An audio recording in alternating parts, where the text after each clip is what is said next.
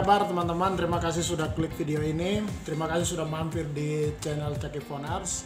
Kali ini Caki buat edukasi atau pembelajaran tentang bagaimana cara melakukan pemetaan satu wilayah ataupun satu kampung menggunakan Google Earth. Tentunya bagi teman-teman yang pengen belajar bagaimana melakukan pemetaan, terus bagi teman-teman yang merasa aduh saya mau bikin peta tapi tidak punya GPS, jangan sungkan, jangan ragu, jangan putus asa bahwa Google sudah menyiapkan satu aplikasi yang cukup membantu untuk melakukan pemetaan. Jadi namanya Google Earth. Teman-teman pasti banyak sudah mendengar tentang Google Earth atau pernah menggunakan Google Earth. Bagaimana kita membuat peta monografi kampung juga bisa kita gunakan Google Earth. Kenapa Google Earth? Google Earth ini sangat simpel dan sangat membantu di dunia pemetaan. Di dunia digital ini Google Earth sangat membantu teman-teman yang biasa melakukan pemetaan. Dan saya sendiri secara pribadi dalam melakukan pemetaan juga, Google Earth saya gunakan sebagai melihat atau meninjau situasi dan kondisi wilayah yang sudah dilakukan pemetaan atau mengambil koordinat di wilayah tertentu. Dalam kasus ini part pertama yang Caki buat khusus untuk membuat satu peta menggunakan Google Earth, dan nanti part keduanya bagaimana data dari Google Earth itu kita kelola dia di dalam Quantum GIS. Langsung saja pertama-tama kita buka dulu aplikasi Google Earth-nya. Kalau belum punya, silakan teman-teman download di sini. Chrome atau Firefox, langsung saja download Google Earth. Di ini Google Earth. Oke. Terserah mau pakai yang Pro atau Google Earth biasa, terserah. Tapi intinya langsung klik Google Earth. Sorry. Terus kemudian ini Google Earth, ini dia Google Earth. Terus kemudian unduh karena Caki sudah punya. Kalau sudah unduh langsung install saja. Karena Caki sudah punya, langsung saja kita masuk ke aplikasi Google Earth. Kalau misalnya nih teman-teman, kakak, dan punya semua sudah terinstall, langsung kita klik saja Google Earth, buka. Siap. Nah, tampilan Google Earth itu nanti seperti ini. Nah, di bagian sebelah sini itu di bagian place itu nanti dia hanya berapa item saja. Kebetulan karena Caki sudah pernah membuat data di sini, jadi ada kelihatan banyak itu. Oke, kemudian kalau yang muncul seperti ini langsung kita closing. Setelah closing, langsung kita cari, pilih area di mana kita melakukan pemetaan. Intinya kalau memakai Google Earth, kita harus tahu posisi kita. Nah, kalau misalnya kita connect internet, kita langsung searching saja di sini kota tempat atau tempat yang untuk kita petakan. Mau buat peta di distrik Depapre misalnya. Nah, ini Depapre, Jayapura, Papua, Indonesia. Klik search. Dia akan secara otomatis mengarahkan kita ke Depapre, walaupun posisi poinnya itu yang menunjukkan nama itu tidak sesuai, tapi perlu kita tahu bahwa di sini juga Google menyiapkannya itu skalanya sudah yang seperti ini, berarti dia ambil skala poligon ya. Nah, kita sudah dapat Depapre, langsung zoom. Oke, ini lokasi dari tempat yang ingin kita petakan ya. Untuk kasus part satunya sudah sampai di Depapre, ini ibu kota distrik Depapre. Nah, sudah sampai sini, perlu yang teman-teman tahu, kakak dan semua tahu bahwa kita juga harus mengenal beberapa item yang biasa digunakan dalam melakukan pemetaan. Yang paling inti adalah 3 item. Yaitu kalau kita lihat di sini, ini ada add pledge mark. Kalau add pledge mark itu berarti kita ini menentukan poin atau titik.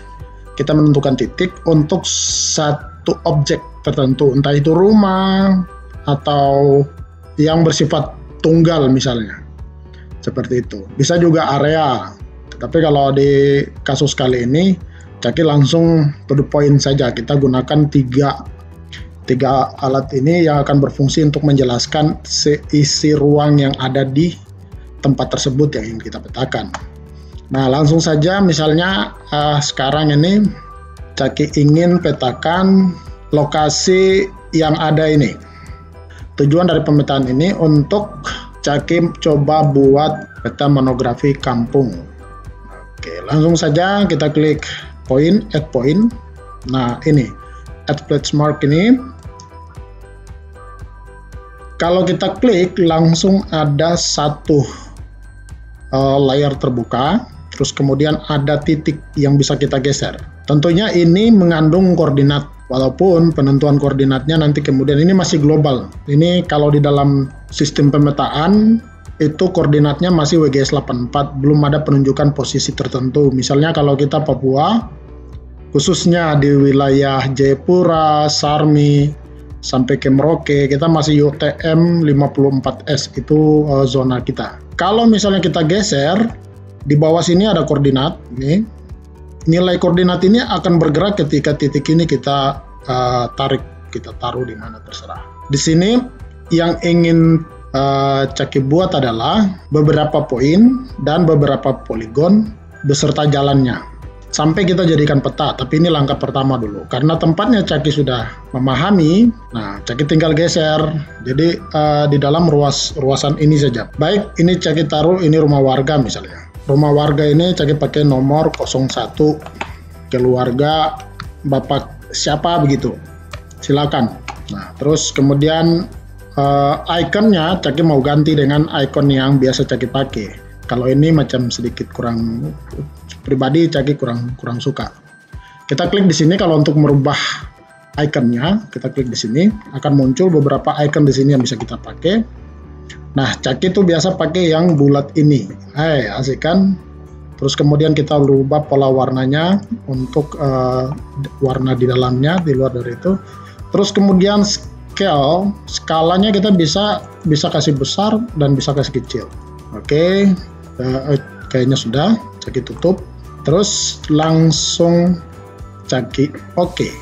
Pertama-tama, kalau kita sudah melakukan pemetaan, alangkah baiknya supaya datanya tidak tercecer, kita buat folder dulu. Oke, make folder. Di sini perumahan masyarakat misalnya. Nah, ini kita drag ke sini karena ini sudah kita lakukan. Terus kemudian kalau kita melakukan pemetaan, kalau sudah masuk di folder ini, jangan klik lagi ke sini. Nanti poinnya ditambah ke dalam folder yang lain. Jadi tetap di sini. Terus kemudian Caki buat lagi. Oke, di sini 02, keluarga bapak siapa ya terserah. Atau misalnya ibu janda, itu improvisasi dari teman-teman sendiri untuk membuat data itu bagus. Oke, terus kemudian kita ambil lagi 03. Oke. Terus sebagian sini dulu kayaknya. Oke, 04. Terus kemudian lanjut 05, lanjut lagi 06, lanjut lagi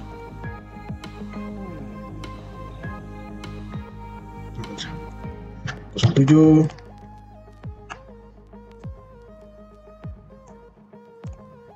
08. Oke, karena ini dia merupakan rumah penduduk, Caki kasih poin. Tapi kemudian untuk sarana umum itu nanti Caki menggunakan poligon. Poligon itu satu lingkaran yang kemudian dia mempunyai nilai ukur di situ. Kalau dalam pemetaan itu, kalau kita mempunyai satu poligon yang kita buat, poligon itu kita bisa ekstrak dia ke dalam hektar, terus kemudian kita bisa rubah luasannya, terserah pilihannya. Tentunya kita pakai aplikasi. Di sini juga bisa kita lihat nanti berapa hektar atau berapa meter persegi tempat itu. Oke, kita tambah lagi, ternyata ada beberapa di atas. Oke, kita langsung ke sini lagi, di sini 09. Terus kemudian kita tambah lagi, di sini 10. Oh shit. Oke. Tahu. Oke. Untuk perumahan masyarakat sudah cukup, kita tutup. Kita buat satu folder lagi. Oke. Ini folder SMP. Nah, karena yang mau kita digitasi adalah sekolah. Wilayah sekolah itu ada di sini. Ini sama yang ini, SD dan SMP. Oke, nah kemudian Caki buat dulu folder poligon Poligon ini untuk keseluruhan. Untuk keseluruhan kita gunakan yang ini, yaitu add polygon. Kita add dulu. Nah, sini. Terus kemudian tanpa dirubah-rubah, tanpa otak-atik, kita edit dulu. Poligon ini area pemetaan lah.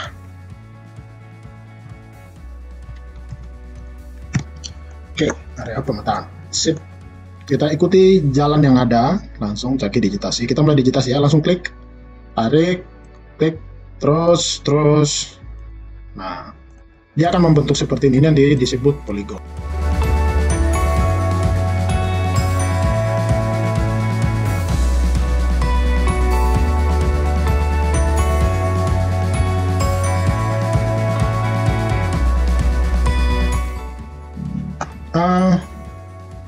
Kalau misalnya ada salah klik, misalnya begini, terus ada begini, kenapa begitu? Kita klik kanan saja, klik balik, klik kanan saja udah balik itu, baru kita digitasi.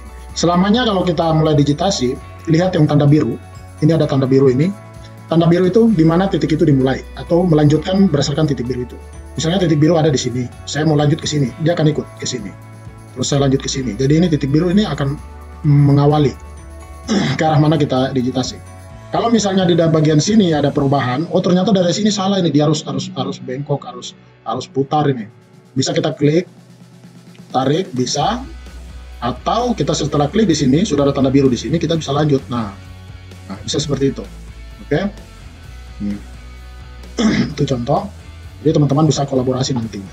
Tentu kalau mau lanjut digitasi dari titik yang sama, jangan lupa titik birunya harus di situ. Kalau titik birunya masih di sini, baru saya mau lanjut digitasi di sini. Nah, dia akan terbuka seperti ini. Oke. Ya, area pemetaannya sudah kita buat. Di sini bisa kita kasih warna di style color. Terserah mau kasih warna apa, mau warna hijau, warna apa terserah. Misalnya warna hijau. Terus yang ada tulisan opacity ini, opacity ini transparansi. Ini merupakan transparansi dari gambar tersebut. Ini kan masih full warna. Kalau misalnya kasih turun, kita kasih turun.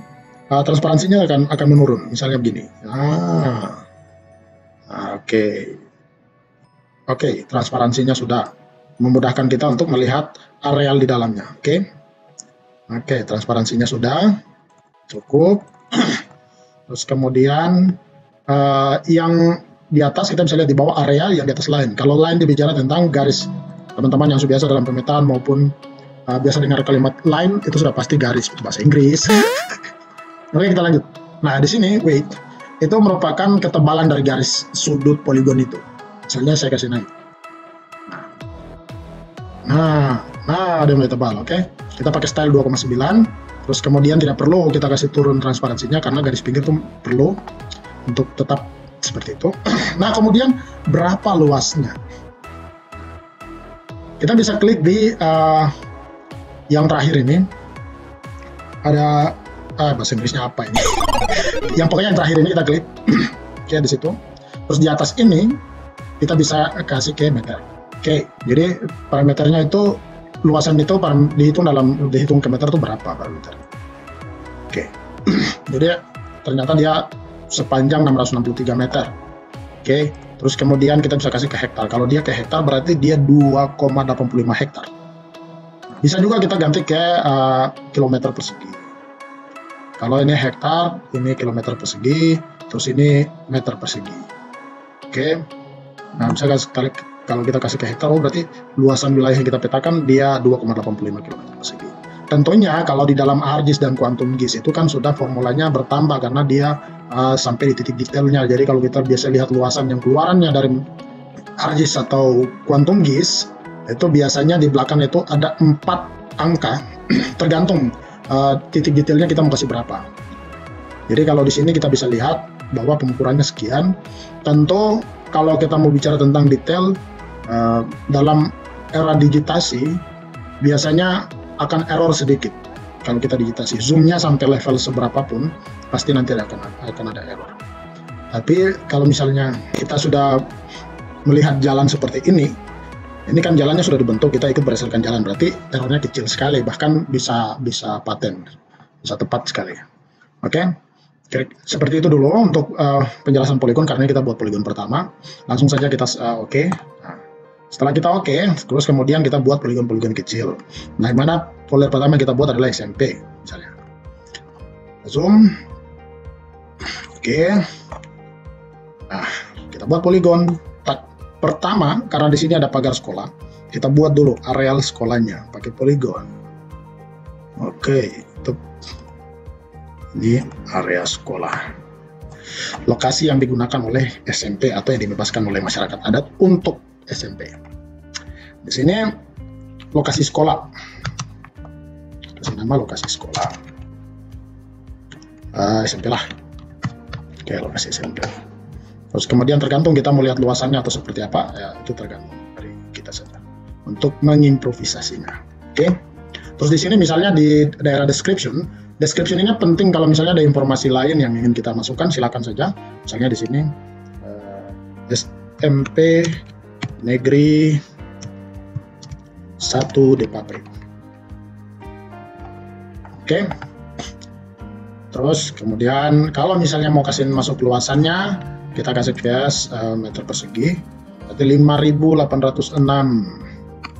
Misalnya tambah luas lahan itu 5.806 meter persegi. Oke. Terus kemudian ada informasi lain, misalnya banyak bangunan atau seperti apa, silakan kita improvisasi dari teman-teman ya. Setelah itu kita oke. Kenapa di description itu penting untuk kita kasih masuk kalau misalnya ada informasi lain? Ketika kita klik, nah informasinya keluar. Lokasi SMP Negeri 1 Depapri, luas lahan 5.806 meter persegi. Oke, kita lanjut lagi. Sekarang kita melakukan, karena Caki ingin mau konsen ke yang di dalamnya, Caki properties, terus kemudian ini Caki kasih 0 biar bisa konsen ke dalam, kan? Sip. Oke, sekarang kita buat poligon kelas.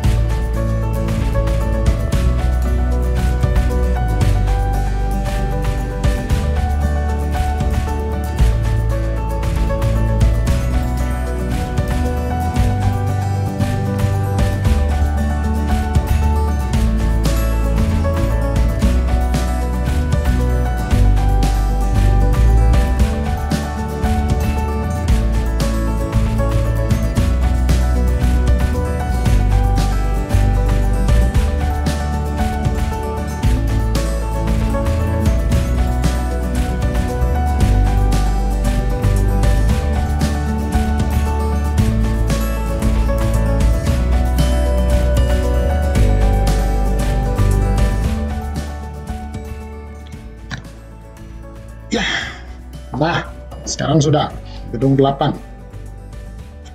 Terus kemudian kita mau buat jalan misalnya, di situ ada jalur-jalurnya. Nah, di sini kita lagi buat satu dulu, di mana ada poligon tadi kita tambahin ada katanya bukan katanya, karena ada lapangan, jadi di sini kita bikin lapangan, ya kan? Oke, sip.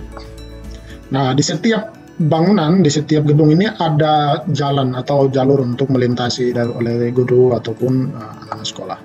Oleh sebab itu untuk membuat jalan atau buat line, kita pakai yang ini, edit. Bikin folder jalan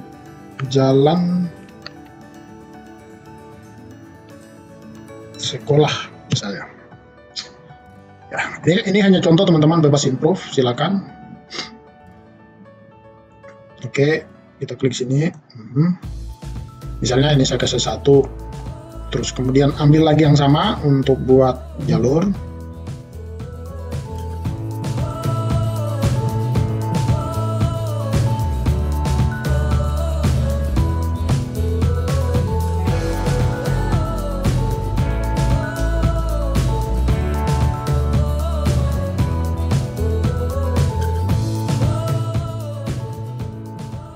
Nah, jadi kalau misalnya kita sudah buat, kalau misalnya dia satu jalur yang tidak terputus, terserah teman-teman mau bikin dari antara gedung ke gedung atau seperti apa, terserah. Tapi kalau misalnya untuk memudahkan dia masih satu jalur, ya tetap langkah baiknya kita ke satu jalur berarti teman-teman. Oke. Terus ini sudah, dan di sini misalnya, kebetulan di sini itu jalannya itu bukan jalan yang tiap hari orang masyarakat lalu lalang, jadi saya tidak buat jalan yang ada di sini karena semua mengutamakan jalan utama yang ada di samping yang kita buat blok untuk area pemetaan. Oke, kemudian ini ada gereja. Di gereja ini juga langsung saja kita digitasi daerah gereja. Ini gerejanya.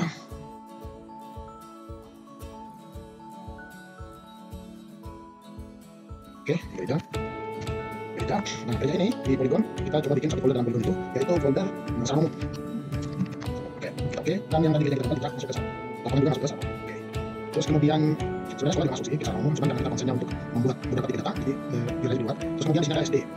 Terus kemudian kita buat lagi di temporary place, itu kita buat folder SD. Oke. Nah, folder SD, setelah itu kita buat Polygon seperti biasa. Yang penting SD-nya terselect, jangan terselect di Polygon, kita buat nanti Polygonnya masuk ke sini. Oke, kita select dulu SD-nya, kemudian kita ambil Polygon seperti biasa, seperti tadi ya.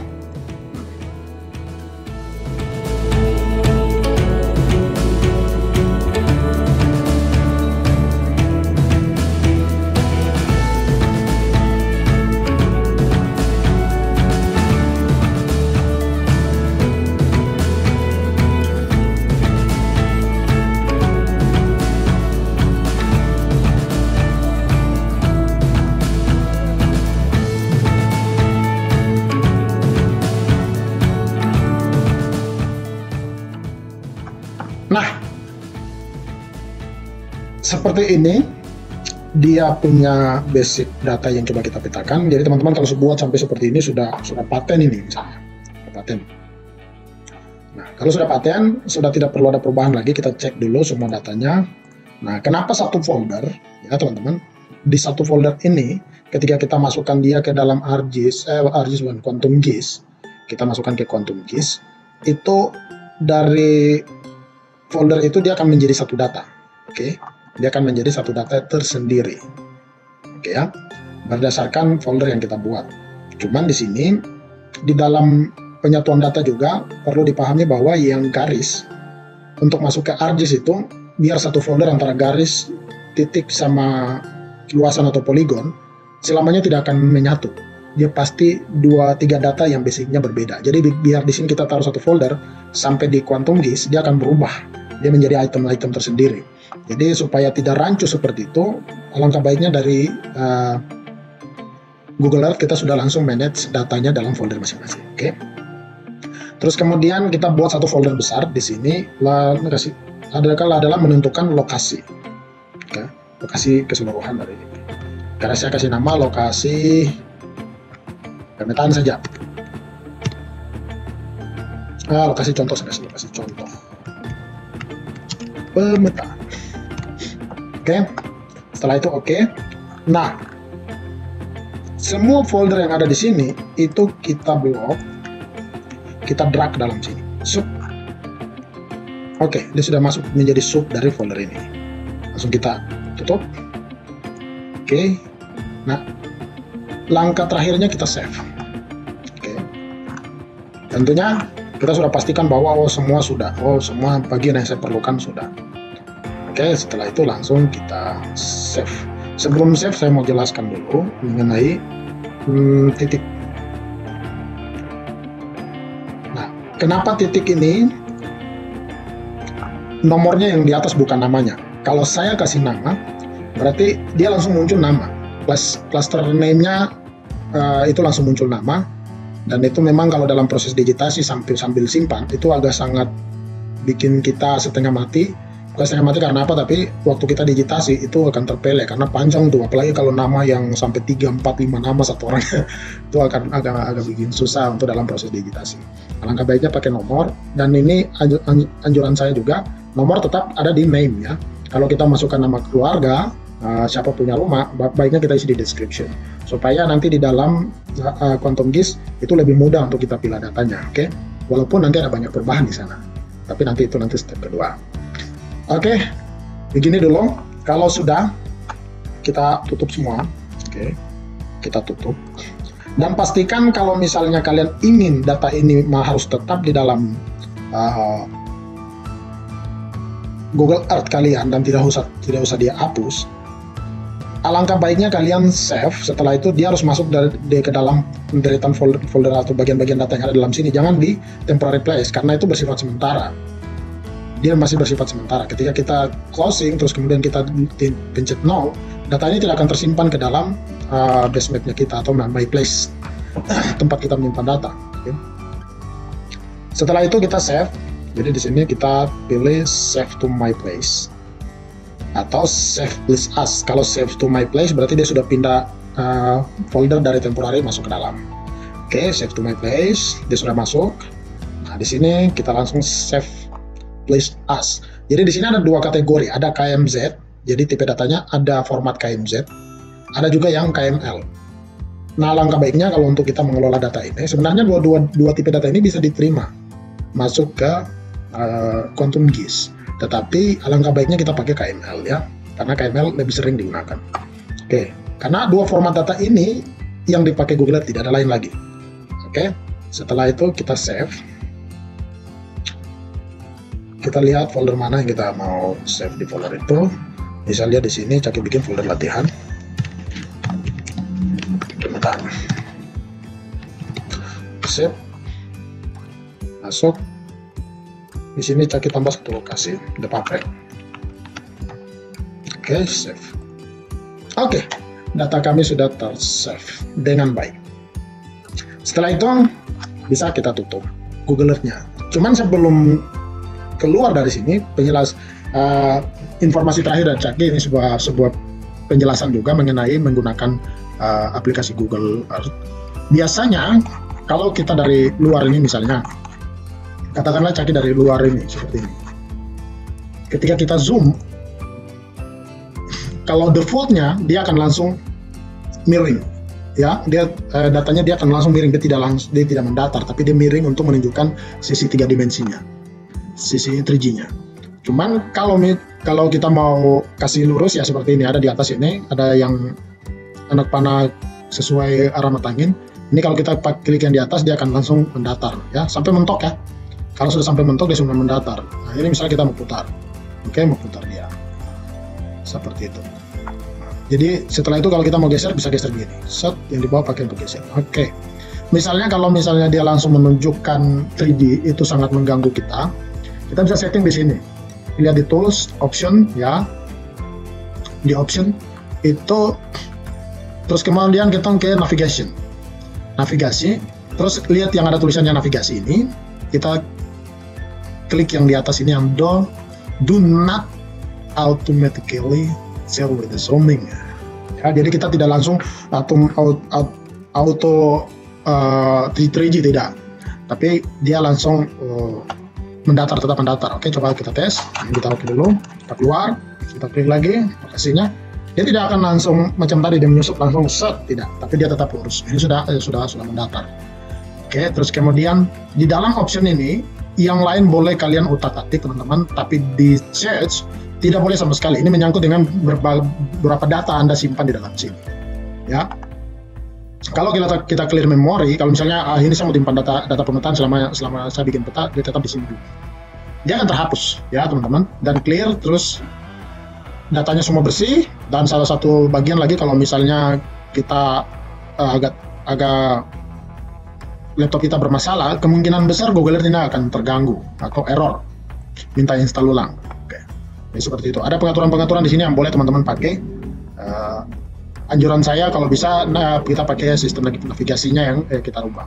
Terus kemudian kalau misalnya kita mau rubah di dalam Google Earth ini, langsung mau rubah sistem koordinatnya, kita bisa lihat di show let along itu ada decimal degrees ya, degrees minute second, ini yang sekarang kita pakai. Dan ini degrees minute second ini biasanya digunakan juga di Google Maps. Jadi kalau kita copy koordinat yang dari Google Maps itu biasanya itu ada strap tuh bagian, kalau misalnya kita di daerah Jayapura plus 1 min ya, pokoknya strap 2 baru sekian baru derajat. Nah, seperti itu. Nah, terus kemudian biasanya kalau dalam pemetaan kita juga lebih menetapkan kita pada zona kita itu ada di Universal Transfer MacArthur atau biasa disingkat UTM. Oke, itu sedikit penjelasan terakhir dari Caki. Thank you. Terima kasih sudah mampir. Oke, jadi di dalam proses pembelajaran ini Caki buat dua part